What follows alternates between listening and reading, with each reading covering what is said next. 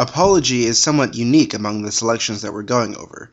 It's not a dialogue, but a formal speech to a jury of some 500 Athenians called to judge at Socrates' trial. Now, the reason that Socrates is here at court on this day is because a young man by the name of Meletus has charged Socrates with the crimes of corrupting the youth and not acknowledging the gods of the state. A vague, and I'm sure many people today would say ridiculous charge, but one that nonetheless results in Socrates' execution. This speech is both Socrates' defense against Meletus' charges and an explanation of a large part of Socrates' personal philosophy. He starts the speech by saying that Meletus is not the first to accuse him, but that many throughout the years have spoken out against him. Socrates says that while Meletus is the reason that he's here on trial today, it is actually this voice of the multitude of old accusers that is going to end up convicting him. Socrates addresses these old accusers first. You see, over the years, Socrates has gotten a bad reputation with certain people, and he says that this isn't fair. People say that he makes outlandish claims, and that he corrupts the youth with all of this nonsense and heresy. But the only thing that Socrates ever claimed to know was that he knew nothing. People claim that he instructs the youth on how to make weak arguments stronger, but Socrates says that he lacks any kind of ability to instruct others, and that he's certainly never been paid to teach anyone. Socrates wishes that he had those skills. I mean, he says that to instruct others to be a teacher is a great thing, but nevertheless, it's not something that he's capable of. Socrates suggests an alternative explanation for why people seem to hate him so much. And here you can definitely see in Plato's writing the anger and the righteous indignation at Socrates' murderers, as I'm sure Plato would have put it. Socrates thinks that people are frustrated, angered by the unique kind of wisdom that he possesses. He first tries to explain just what this wisdom is, and to that end he calls a witness to attest to the fact that the Oracle of Delphi once said that there was none wiser than Socrates. Now, when Socrates heard this the first time, he thought it was a load of bull, because he knew that he didn't know anything about anything, and he thought that he could prove it. So he went around asking people questions, trying to find somebody smarter than himself. He specifically mentions that he sought after the poets, the artisans, the politicians, the orators.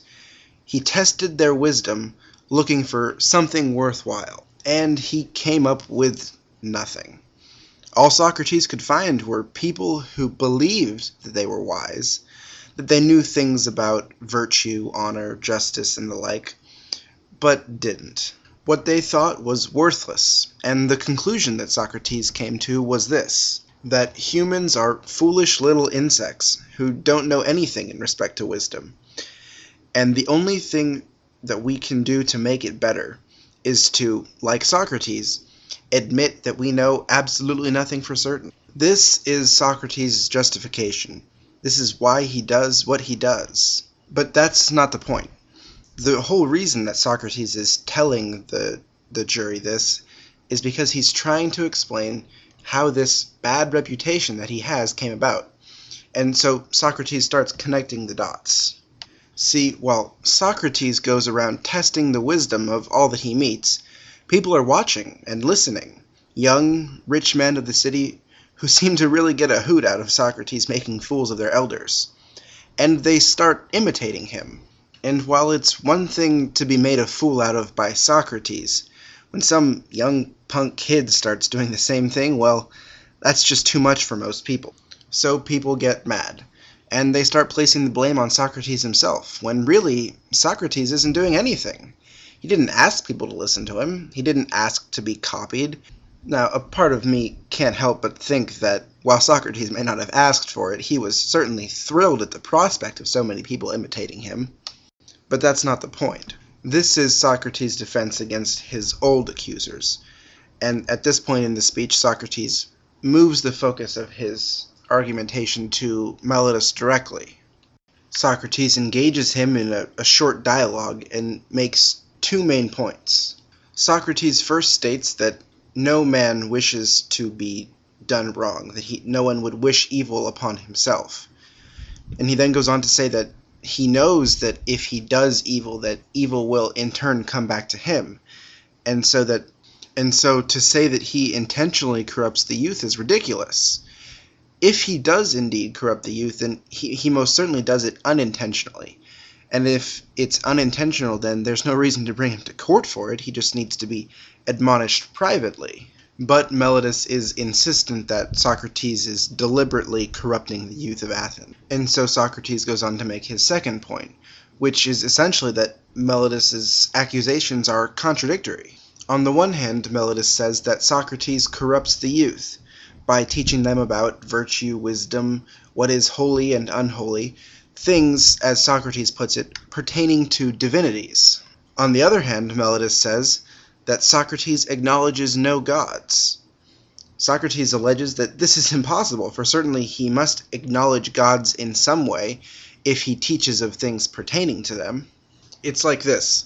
No one would teach you how to ride a dragon, for instance, if they didn't believe that dragons were out there somewhere for you to ride. Teaching someone about something requires a belief in that thing's ultimate existence. So Meletus contradicts himself.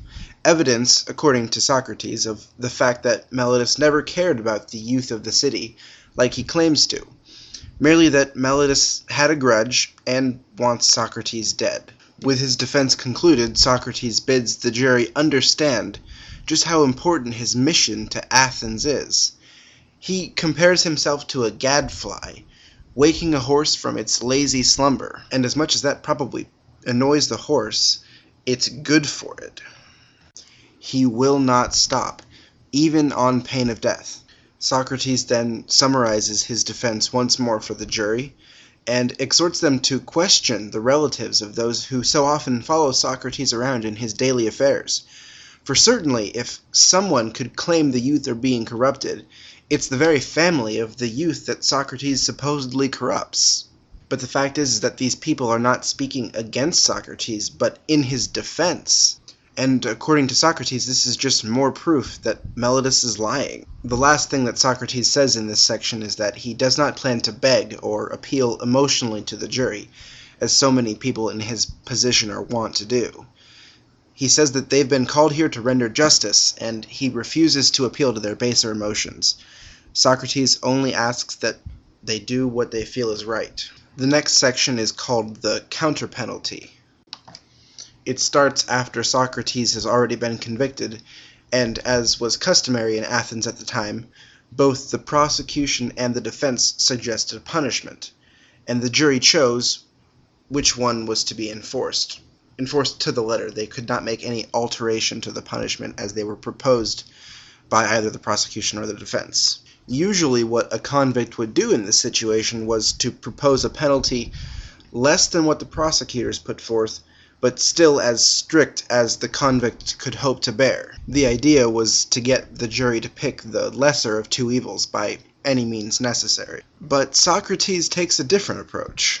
He says that the proper way for Athens to treat him in light of his God-given mission is to give him a free meal in the Prytaneum, the hall where Athens honored Olympic and other heroes. At this point, Socrates still maintains that he's done nothing wrong, and he can't bring himself to propose that he be inflicted with some evil, especially considering that the alternative is death, which Socrates doesn't see as an evil at all, but rather, provided that the person facing death is a just and good person, he sees it as a blessing. To Socrates, imprisonment or exile seem like worse alternatives, although he does admit that he sees no problem with paying a fine.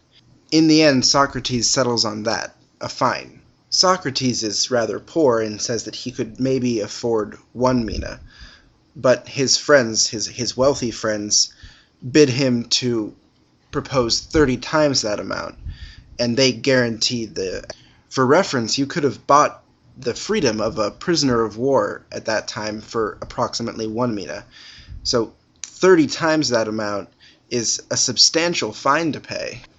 But nonetheless, Socrates' friends are willing to do whatever it takes to save their friend and mentor. This ends the counterpenalty. The next section, the epilogue, takes place after the jury has come back with the verdict that Socrates is to be put to death. And here Socrates finally starts to explain why he doesn't see death as an evil to be inflicted upon him. Death is one of two things, Socrates says. It could simply be non-existence, that is to say, something like a dreamless sleep that makes the whole of time into a single night. And he says that that would be a great blessing. And if death is not that, then it's certainly a transition, a part of a longer journey, one that will give Socrates a chance to examine the wisdom of all the gods, demigods, and heroes, and other philosophers who ever lived. And certainly this time around, no one will kill him for it. As far as Socrates is concerned, this is a win-win situation.